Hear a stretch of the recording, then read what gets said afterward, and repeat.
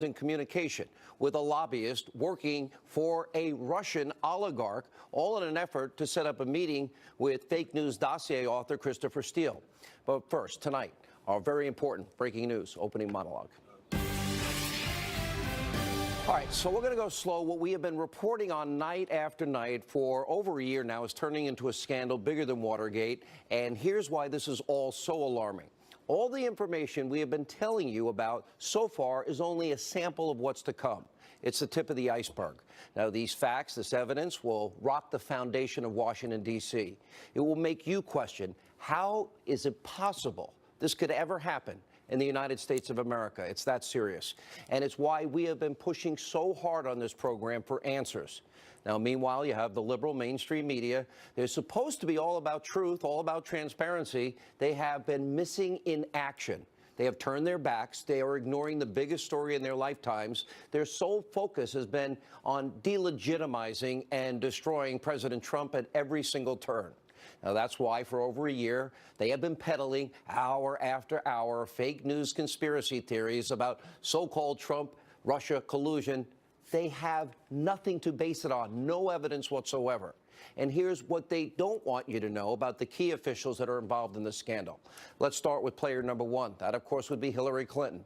Now, remember Donna Brazile in her book? She talked about Hillary rigging the primary against Bernie Sanders. Imagine if that was Donald Trump. Then Clinton tried to build on that idea. She was teaming up with the DNC. They worked through a law firm. They paid over $12 million for that salacious dossier that was filled with Russian lies, Russian propaganda. Why? Because they wanted to influence the general election through lies. Clinton also tried to keep this a secret. She went through a law firm, Perkins Coie, which then hired Glenn Simpson and Fusion GPS, and they paid former British spy, Russian expert Christopher Steele. Now, according to Fox News legal analyst Greg Jarrett, who's been doing a deep dive into all of this, two crimes may have been committed in this instance. 52 U.S. Code 30121, which says it is illegal to make a payment, donation, or trade anything of value with a foreign national in connection with any kind of election in America. Now, remember, Steele's a former British spy. He was only hired by Fusion GPS once Hillary Clinton started picking up the tab for the Trump opposition research, not before. Greg also points out 52 U.S.C. 30101. It makes it a crime to file a false or misleading campaign report. Now, a watchdog group, the Campaign Legal Center, they've actually filed a complaint with the Federal Election Commission accusing the Clinton campaign and the DNC of violating campaign finance laws and for failing to disclose payments they made for this dossier. All right, next up is disgrace. Former FBI Director James Comey. Now, he, along with corrupt FBI agent, remember, Peter Strzok, and other top deputies, not rank and file, they put the fix in to save Hillary Clinton from prosecution when we know she committed multiple felonies as it relates to the email server scandal. Now, Comey and his lackeys, they ignored incontrovertible evidence about Clinton breaking the law, having secret, top secret, special access programming, classified information stored in that mom and pop shop bathroom closet. Remember, on the server. They also failed to act after Clinton's team deleted 33,000 subpoenaed emails. Then they acid wash using bleach bit on the hard drives. And then any devices they had left over, they busted those up with a hammer. And by the way, the mobile devices they eventually turned over to the FBI, they were useless. They had no SIM cards in them. Now, despite all of this, Comey, Strzok, and others, they crafted an exoneration statement months before ever interviewing Hillary Clinton and 17 other key witnesses in the case. By the way, that's not how law enforcement works. And in that exoneration statement, when describing Clinton's mishandling of classified information, Comey changed the words, the legal standard, gross negligence, which is the legal standard, to extreme carelessness. And they also altered a section that said it was reasonably likely that hostile foreign actors and adversaries of the United States had hacked the server. And they completely removed information about Hillary Clinton emailing President Obama, which means that Obama knew Hillary was breaking the law, or should have known. Now, all of this allowed Hillary Clinton to stay in the presidential race, which obviously they wanted. And then she used the Russian propaganda dossier. Why? To lie to the American people. Nobody had verified what was in that dossier, not even Glenn Simpson of Fusion GPS. Now, again, going back to Greg Jarrett, according to him, if Comey exonerated Hillary Clinton for political purposes, well, that means he obstructed justice. He should have been seeking the truth. And that's only the start of Comey's involvement in this scandal. And according to the House Intel Committee in their memo, Comey signed off personally on 3 FISA applications to spy on the Trump campaign. And his FBI lied to the FISA court about the dossier being bought and paid for by Hillary Clinton and the DNC. Oh, excuse me. They did have a footnote. It may have some political origins, but they knew Hillary and the DNC paid for it. And Comey's FBI. Then they also used that Yahoo News article written by Michael Isikoff about Carter Page. They were corroborating the dossier. Well, here's the problem. They knew the source for the Yahoo story was Christopher Steele. And the FBI never independently verified the information, nor did Fusion GPS, because Steele was their only source. And by the way, from there, it only gets worse. According to the Grassley-Graham memo, the bulk, let me repeat, the bulk of their application to the FISA court, the FBI put before a judge, consisted, the bulk of it, the phony dossier, the Hillary Clinton phony dossier. Now, in March of 2017, Comey told Congress he didn't bother collaborating or corroborating the dossier because the FBI thought Christopher Steele was credible. Really? Well, you don't have to corroborate these things? And Comey also testified under oath that the same dossier that he used to get the FISA warrant was, quote, salacious and unverified. And Comey also told then President-elect the same thing in January 2016, but it was only just a couple of months earlier the dossier was used to get a warrant. Did he tell the FISA judge it's unverified? Did he tell the FISA judge any of this information? No, he did not. Okay, that is guilt by omission. Purposely omitting information that likely would have had a big impact on that judge. All right, player number 3 tonight, former Deputy FBI Director Andrew McCabe. Now, the GOP House memo, that details how McCabe testified without the dossier, the FISA warrant to surveil would never have been approved. And McCabe is also tied to the Clinton email cover-up. Remember the recent reports? Andrew McCabe, he was forced to resign over revelations in a soon-to-be-released DOJ Inspector General report. And we're told all about the Clinton email investigation. And the Wall Street Journal is reporting that McCabe and other top FBI officials, remember, they also knew about Uma Abedin's emails that were found on Anthony Weiner's laptop. They knew about them in September of 2016. Important information. But they waited at least a month before they told Congress. And we can't forget McCabe's wife. She got $700,000, an astronomical amount of money, for a failed Senate run in the Commonwealth of Virginia from a group tied to Clinton ally Terry McAuliffe and from the Virginia Democratic Party. Now, McCabe eventually had to recuse himself from the Clinton email investigation. Was it because he got caught or because he thought it was the right thing to do? You got 2 key allies of Andrew McCabe. Now, they're corrupt, and they're the Trump-bashing FBI lovers, Peter Strzok and Lisa Page. Now, they're players number 4 and 5. Page actually served as the legal counsel to McCabe. And as for Strzok, like we've been telling you, he's at the epicenter of the scandal, every issue that we've been talking about the last year and a half. Now, Strzok is a former top FBI counterintelligence official. He's the one that signed the documents that kicked off this phony Russia probe.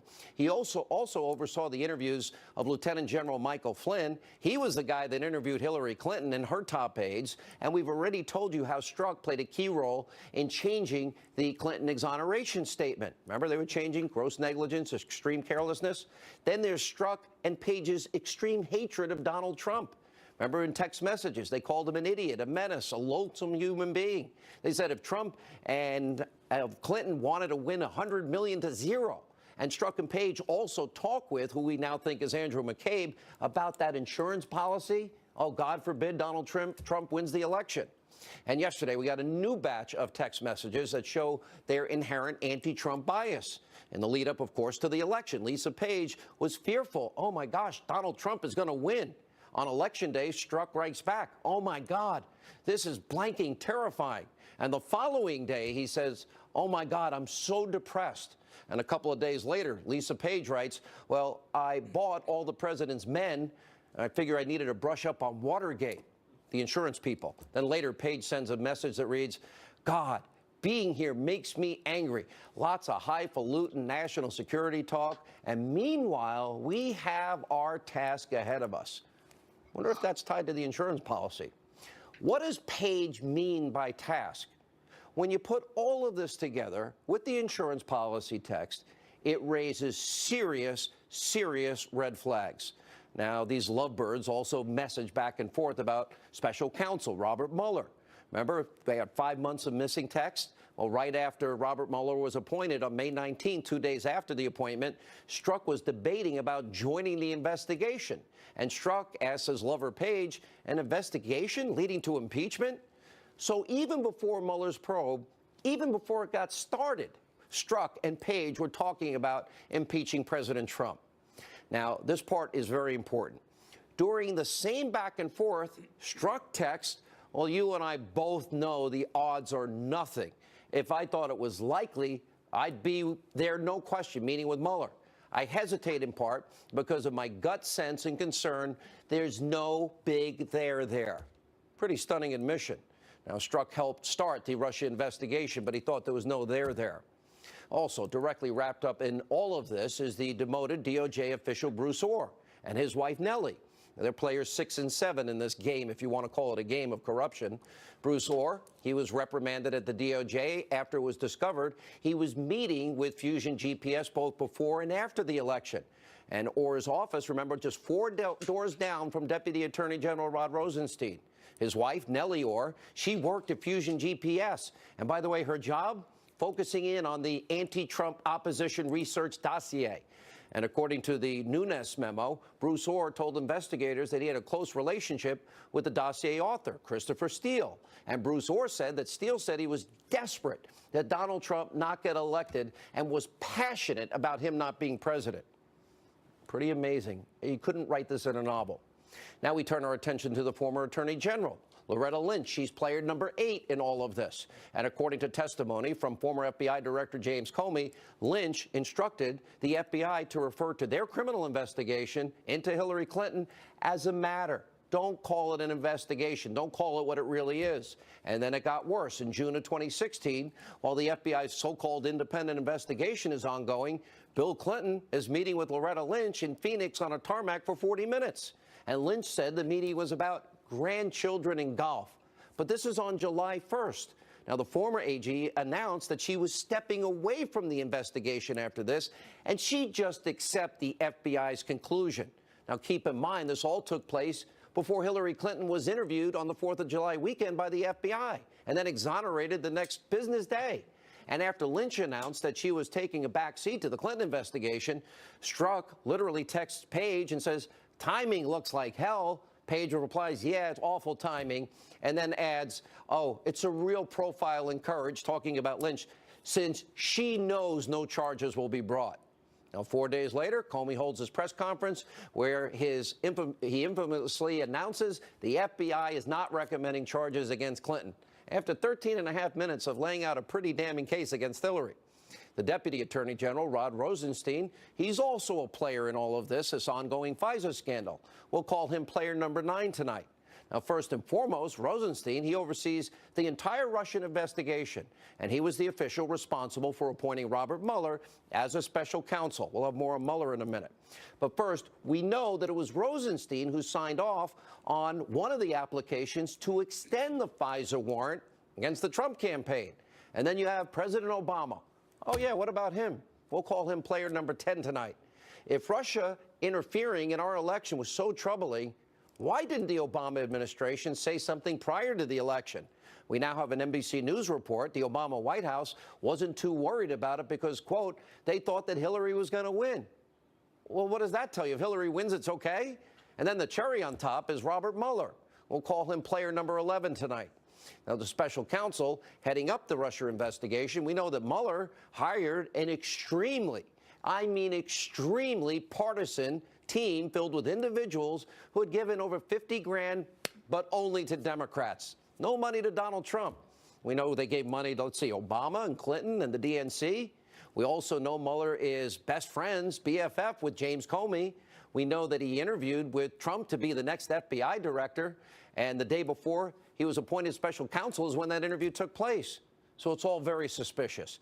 And those are just the main key players in all of this. It gets complicated, but I want to make sure everybody's understanding this, because as we move forward, I would guarantee almost at this point there's going to be massive investigations, and I would not at all be surprised people will be going to jail. People will be indicted. Joining us now, author, attorney David Limbaugh, Fox News legal analyst Greg Jarrett, former chairman of the House Oversight Committee, Fox News contributor Jason Chaffetz. Thank you, Greg, for all your help in all of this with the law. Let's go through these players and what we're talking about here. Well, with Hillary Clinton, I counted up 16 potential crimes, but then you have to factor in 110 classified documents, so you can do the multiplication. You need a